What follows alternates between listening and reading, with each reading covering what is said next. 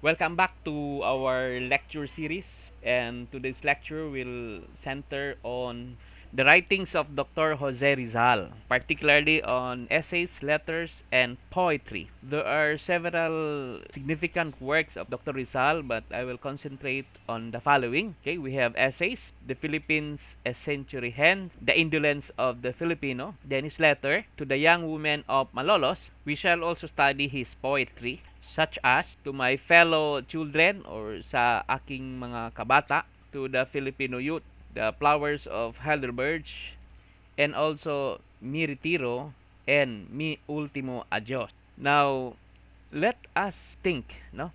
Now we have to understand that there are works of Rizal written in Spanish and others are in native language, the Filipino. So we have to understand that the works can be viewed into approach, no? The direct approach and the indirect approach, no? There are informations that can be easily understood because they are in the native language. While there are works of Rizal that are written in Spanish because, well, it is intended to the Spaniards. So, the information therefore is implied. So to study the works that are written in Spanish, so we are therefore has to read those that are being translated.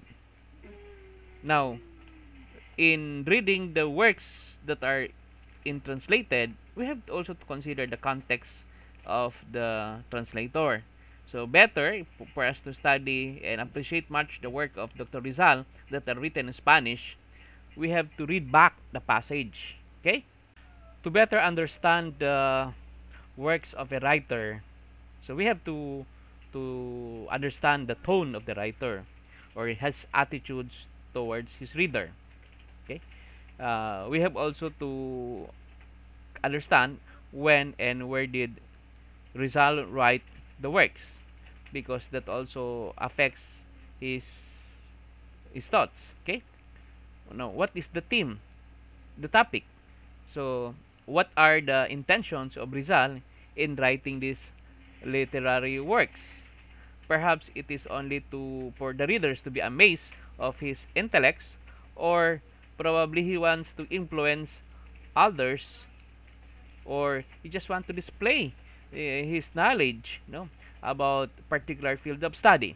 Then we have also to understand who were the intended readers. Okay, uh, what are the important ideas inferred from his literary works? Okay, now we have also to look at what is the significance or the relevance of the literary works to the present society. Reading the works of Dr. Rizal will make us understand the importance of history. That we need to understand the past for us to draw conclusions for the present and predict for the future. Now, so many works of Dr. Rizal provide us the experience of the context or the conditions of his time. In fact, he provide us a historical analysis of his time and his experiences, as well as the conditions of his time. So such provide us a clearer view how Rizal stresses the importance of history.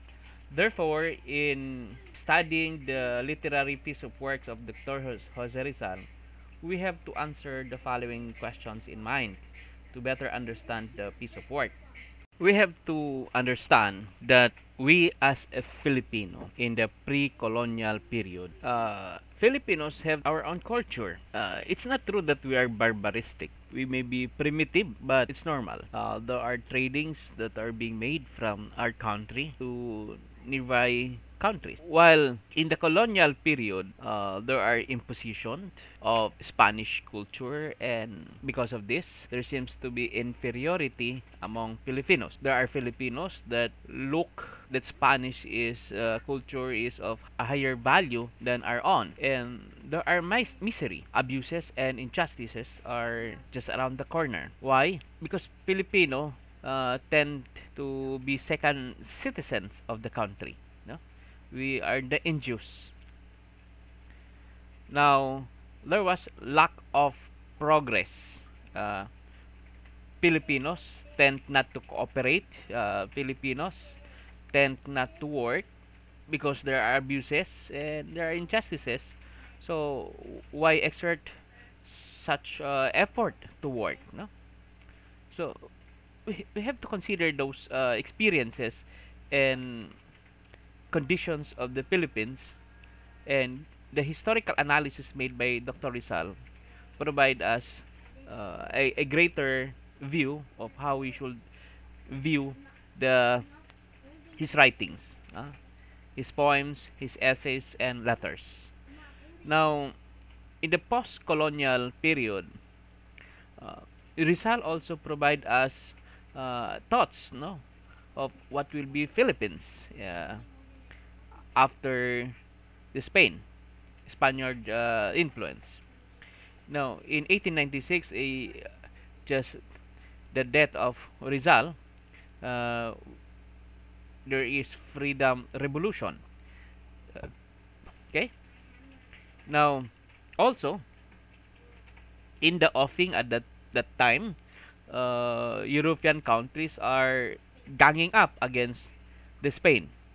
So all of this, no, we have to consider the context when we analyze, when we study the piece of work of Dr. Rizal.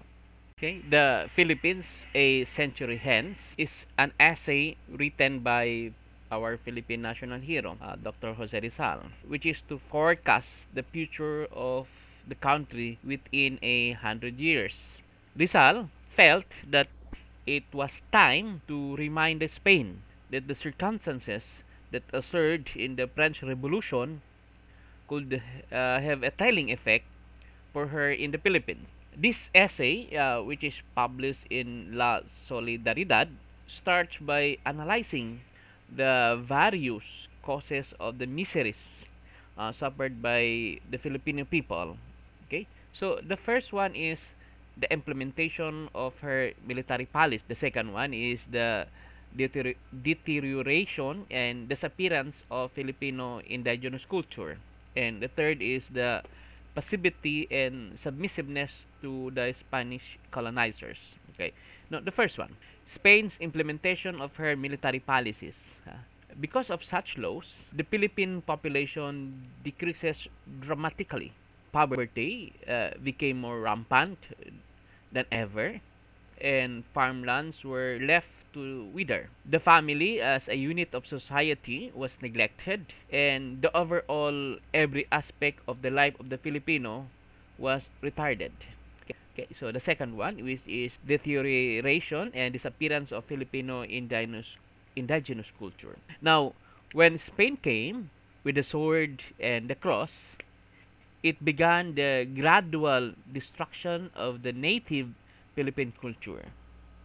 Because of this, the Filipinos started losing confidence in their past and their heritage, and they became doubtful of their present lifestyle, and eventually lost hope in the future and the preservation of their race. The third one is passivity and submissiveness to the Spanish colonizers. Okay?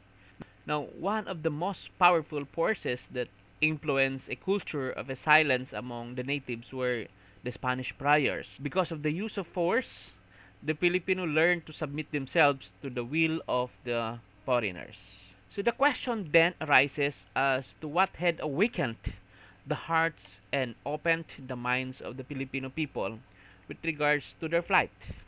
Eventually, the natives realized that such oppression in their society by foreign colonizer must no longer be tolerated.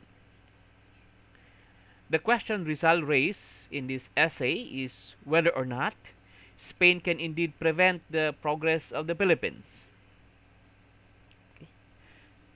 So keeping the people uneducated and ignorant had failed.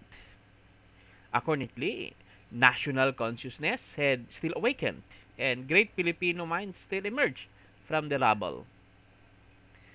Keeping the Filipino people impoverished also came for to no avail, right?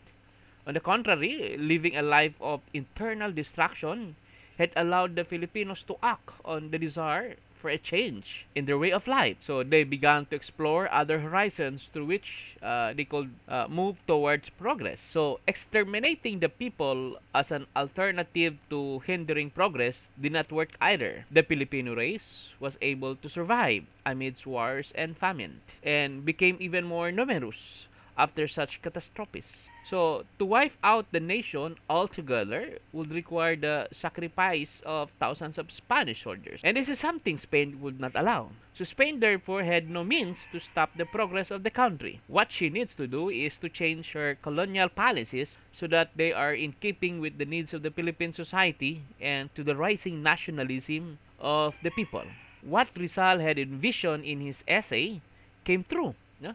In 1898, the Americans wrestled with Spain to win the Philippines and eventually took over the country. So there was a reign of democracy and liberty. 5 decades after Rizal's death, the Philippines gained her long-awaited independence. This was in fulfillment of what he had written in his essay. History does not record in its annals and any lasting domination by one people over another, of different races, of diverse usage and customs, of opposite and divergent ideas. One of the two had to yield and succumb. Now, if you ask me, for me, the Philippines a century hence is actually a state of analysis how Jose Rizal created his prediction in the future during his time. He based his prediction of what is in the past and on the present. So I think this is a part of being him as intelligent person as he carefully analyzes and what might happen in the future. So the challenges posed by the essay to the present Filipino families and especially to the government include instilling national discipline and true love of country, exercising full authority of national sovereignty, and of course, assisting citizens to connect with the community. The indolence of the Filipinos. Let me give a summary and analysis. Okay, so La Indolencia de los Filipinos, or more popularly known in its English version, the indolence of the Filipinos. It was actually published in the periodical La Solidaridad in 5 installments from July 15 to September 15, 1890. So this is actually our results responses to the accusation of Spaniards that the Indians were indolent. It's actually an exploratory essay written by Dr. Rizal to explain the alleged idleness of his Filipino during the Spanish colonization. Okay, so we could summarize his analysis as such. So the indolence of the Filipinos is a study of the causes why the people did not, as was said, work hard during the Spanish regime. Now, Rizal pointed out that long before the coming of the Spaniards, the Filipinos were industrious and hardworking. The Spanish reign brought about a decline in economic activities because of certain causes. Now, first, the establishment of the galleon trade cut off all previous associations of the Philippines with other countries in Asia and the Middle East. So as a result, businesses was also conducted with Spain through Mexico. Because of this, the small businesses and handicraft industry that flourished during the pre-Spanish period gradually disappeared. Right? Second, Spain also extinguished the native love of work because of the implementation of forced labor. Because of the wars between Spain and other countries in Europe, as well as the Muslims in Mindanao, the Filipinos were compelled to work in shipyards, roads, and other public works, abandoning agriculture, industry, and commerce. Just imagine the people in Zamboanga City building the Port Pilar. Okay, so what amount of labor has been spent building such instead of going into agriculture, industry, and commerce. They are in public works. Okay.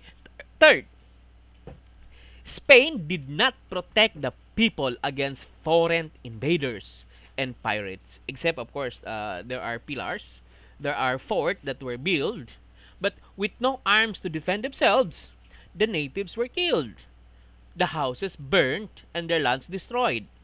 As a result of this, the Filipinos were forced to become nomads. They also lost interest in cultivating their lands or in rebuilding the industries that were shut down and simply became submissive to the mercy of God. Okay? So fourth reason, there were there was a crook systems of education.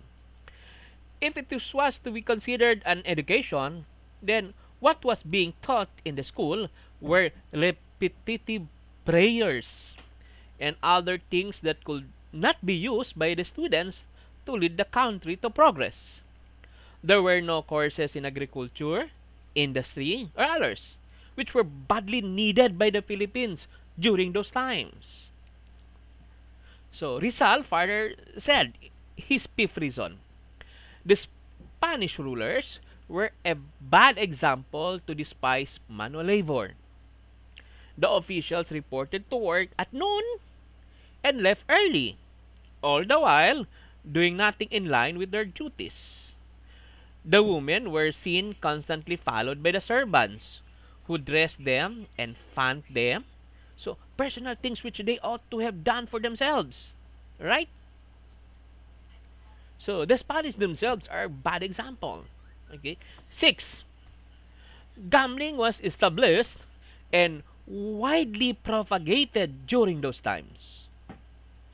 Almost every day there were cockfights. And during the feast days, the government officials and the priors were the first to engage in all sorts of bets and gambles. Okay? Seven, there was a crook system of religion. The friars taught the naive Filipinos that it was easier for a poor man to enter heaven. And so they prepared not to work and remain poor so that they could easily enter heaven after they died.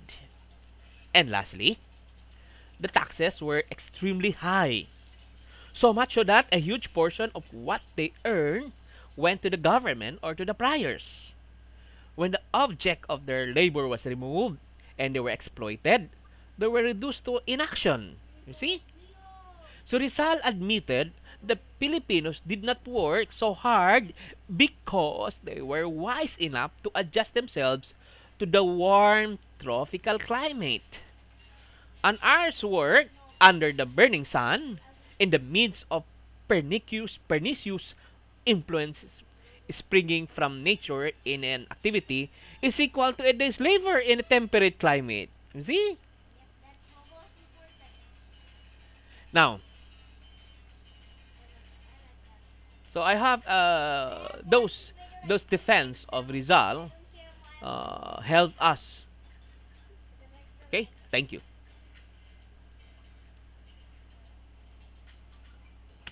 Next is the letter of Rizal to the 20 brave women of Malolos.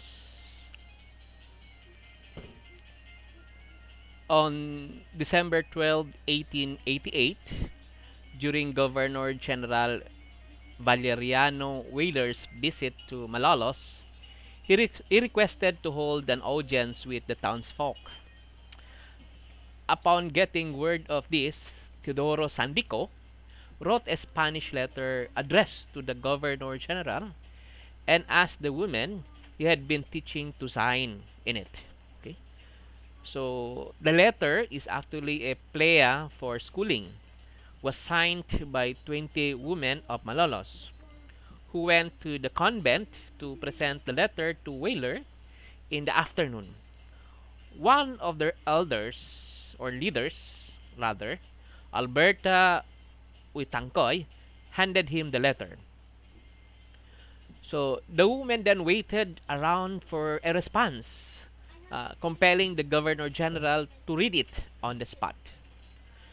The friars, headed by Father Felipe Garcia, the Spanish curator of Malolos Church, now as the minor basilica of Our Lady of Immaculate Conception, or Malolos Cathedral, highly objected to the plea, which heavily influenced the Governor General's decision that turned down the petition initially.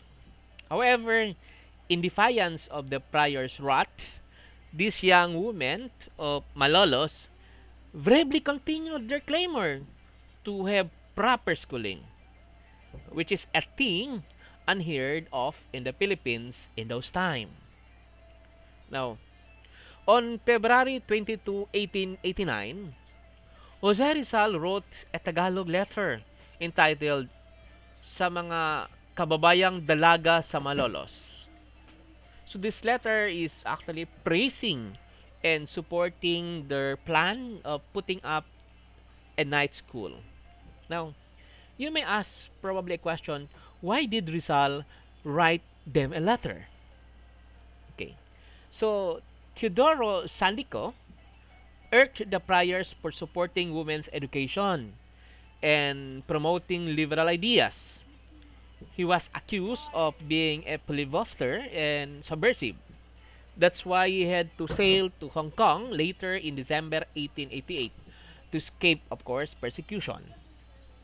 He then went to Spain to continue his law school at Universidad Central de Madrid, now called Universidad Complutense de Madrid, or the Complutense University of Madrid. Soon after, he joined the propaganda movement, and on February 15, 1889, he agreed to manage La Solidaridad together with Marcelo H. del Pilar, Mariano Fonse, and Graciano Lopez Haina. Now, Sandico told del Pilar and Lopez Haina the inspiring story about the 20 brave young women of Malolos. So on February 17, 1889, del Pilar requested Jose Rizal to send a Tagalog letter to these brave women of Malolos. Although busy in London annotating Morga's book, Rizal penned his famous very long letter and sent it to Del Pilar on February 22, 1889 for transmittal, of course, to Malolos. So Rizal was motivated to write the letter because his friend, Marcelo H. del Pilar, urged him to do so, and because Rizal was impressed by their bold move and aspirations to study and be educated. Remember that this is a time when women were generally stereotyped as plain housewives without the need for formal education and an active role in society. Yet we have the 20 ladies of Malolos. Did Rizal met these 20 ladies? There are local historians who narrated to us that even the direct descendants of these brave women attested that Rizal met the wonderful ladies in person on one or of the two occasions during his short visits to Malolos. Now, what happened to the school? On February 20, 1889, the women finally received permission to open a school on certain conditions. First, the women were required to fund the school themselves since the government refused to. Second, the teacher would be Guadalupe Reyes rather than Sandico, who have been blacklisted by Malolos Friars Curate. Third, the classes would have been held in the day and not at night. This is probably due to nighttime gathering with subversive meetings. Okay. Now, the school called Instituto de Mujeres was immediately opened in the home of one of the women, Rufina T. Reyes. However, the school was permanently closed down in May 1889, just 3 months after the opening. Uh, of course, this is due to the prior's pressures. So the school's ruin and historical marker can still be found today at the end of Santo Niño Street. Sa aking mga kabata. Now, this first appearing in the book Kung Sino ang Kumata ng Florante by Hermenegildo Cruz in 1909. This Tagalog poem was long assumed to have been written by Filipino national hero, of course, Jose Rizal, when he was 8 years old. So, this poem is written in Tagalog, so we could just interpret it directly, okay, or as it is implied. Now, the ideas is love of one's language. Filipino language is the same with other language. Though that assumption is now widely doubted. Okay, let us see why. Did you know Jose Rizal did not write the poem sa aking mga kabata, where we can read these lines, ang di magmahal sa sariling wika ay higit sa hayop at malansang isda. What are the evidences? First, there's no original manuscript in Rizal's own hand exists for sa aking mga kabata, which traditionally believed to be his first poem at the age of 8. Now, Rizal had 35 years to publish or assert authorship, but he did not. So the poem was published posthumously, meaning a decade after his execution, as an appendix to Kung Sino ang Kumata ng Florante, kasaysayan ng buhay ni Francisco Baltazar, at pag-uulat ng kanyang karunungan at kadakilaan, no, by the poet Hermenegildo Cruz. Third, the poem could not have been written in 1869 when Rizal was 8, based on the use of the letter K, which was a reform in Tagalog orthography proposed by the mature Rizal.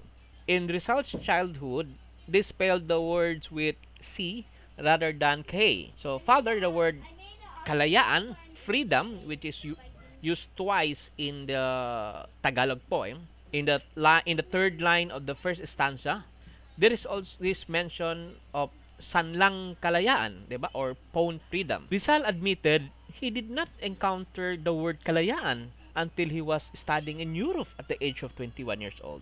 So, how can he use it at 8 years old in Calamba? So, therefore, Jose Rizal never say ang di magmahal sa kanyang wika mahigit sa hayop at malansang isda. No? So, this is contrary to the popular belief that Rizal did not write the poem sa aking mga kabata, where we can find the words ang di magmahal sa kanyang wika mahigit sa hayop at malansang isda. So, it was proven by looking at the letters of Rizal to his brother Pasiano. So the poem falsely believed to be written by him at the age of 8. We can read the word kalayaan in the content, but after examining the letters of Rizal to his brother, it was revealed that he only learned the word kalayaan at the age of 21. Okay, whether we are in doubt or not, the letter of Rizal says so. Okay, a la Juventud Filipina. So, this artistic literary Lyceum of Manila in 1879 held a literary contest that offered a prize for the best poem. When this event happened, Rizal was only 18 years old. No? So, he submitted his poem entitled A la Juventud Filipina.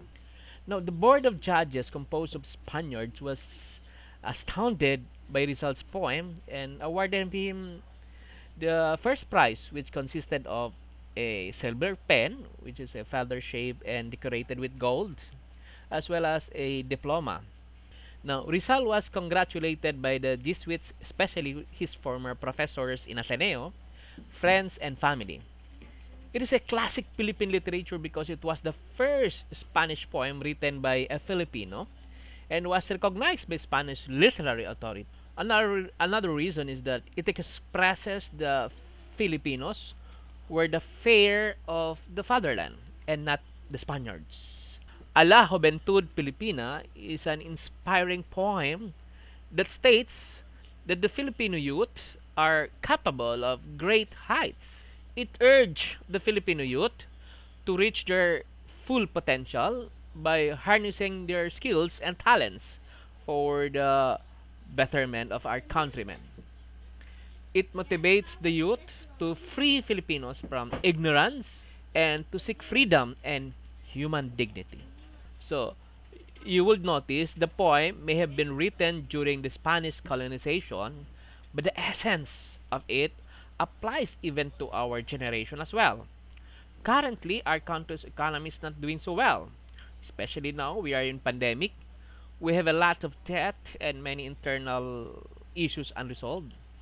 So only few years from now, our generation will be handling those problems, and we're still struggling.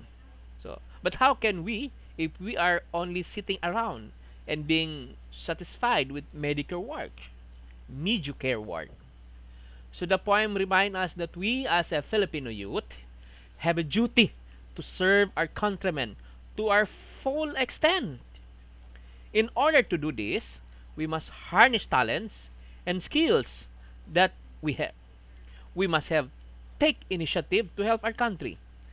Every one of us can be able to contribute to the better development of our country. Yes, you.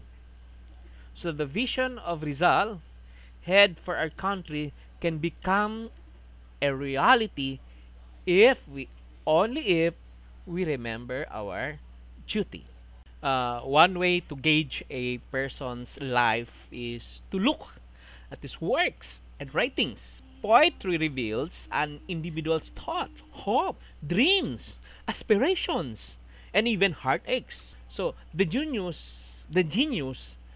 in Jose Rizal, our national hero, had resulted in several poems during his childhood, schooling, life struggles, and rights before his martyrdom. So let us take a peek of our national hero's poetry, entitled "The Flowers of Heidelbergs" or "A los flores de Heidelbergs." Okay, so at some point in his life, Jose Rizal stayed in Heidelberg, a city in the state of Baden, Württemberg in Germany.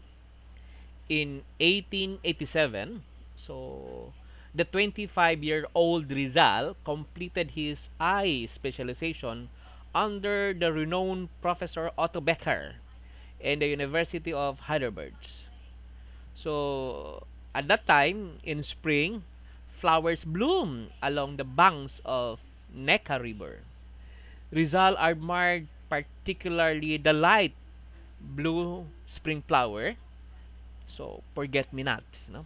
So these beautiful flowers made him think of their flowers in Calamba. So amid his homesickness, in the spring of 1886, he came up with this nice poem which expressed prayer for the well-being of his native land.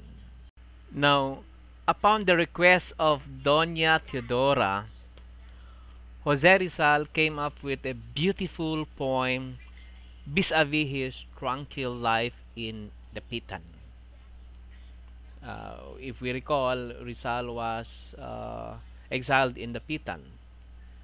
So, the poem, which was entitled Miritiro, or My Retreat, was sent to his mother in 1895. It was commended by the critics as one of the best of his literary creations.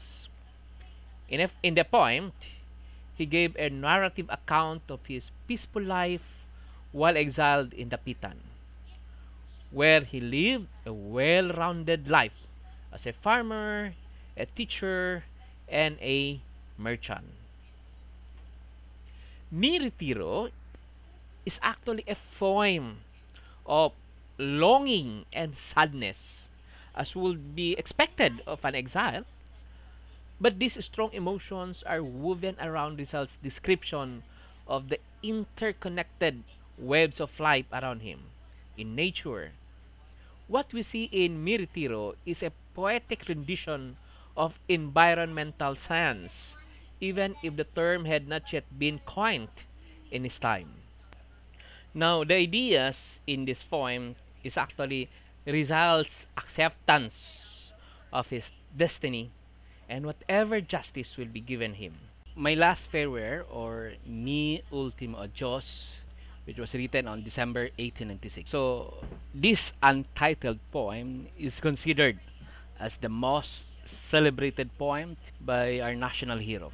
Rizal's friends, Mariano Fonse, was the one who titled this poem Mi Ultimo Pensamiento, or My Last Thoughts. Later, the poem was referred to as My Last Failure, or Mi Ultimo Adios. Mi Ultimo Adios is a brilliant creation, was assumed to be written the night before Jose Rizal's execution on December 30, 1896. As the dear visitors were leaving, Jose handed over to his sister Trinidad an alcohol cooking stove, a gift from Pardo de Taberas. Now, whispering to her in a language which the guards could not comprehend, he said, "There's something in it." Okay, so that something was Rizal's unsigned, undated, and untitled poem, consisting of 14 5-line stanzas. So the Rizal family reproduced and distributed copies of it and sent copies to the hero's friends in the country and abroad. So widely regarded as the most patriotic poem in the world, it has been translated into at least 38 languages. So the poem reflects the hero's adoration and patriotism for his country. The poem requests Filipinos to pray for others who also have died and suffered for the country. It begged the Filipino people to never lose hope and faith in the Lord God. Forceful words were used to inspire them not to be discouraged by the oppressors or the oppressions of the Spaniards. At the last part of the poem, Jose Rizal mentioned of his sweet stranger as his friend and joy. This implied his failure to his beloved, Dulce Estranjera. Actually, it's Josephine, no? Josephine Bracken. Lately, a song based on the poem Mi Ultimo Adios was composed by contemporary artist Choi Ayala. Now, for the purpose of our class, I want you to memorize, no, this Mi Ultimo Adios. So you have some time to memorize for it, and I want you to videotape yourself, or you video yourself, no, while you memorize the Mi Ultimo Adios. Adios Patrio Adorada, Región del Sol Querida, okay, and so on and so forth, no. Now, the idea in this poem is actually willingness to die for one's country, no? Patriotism.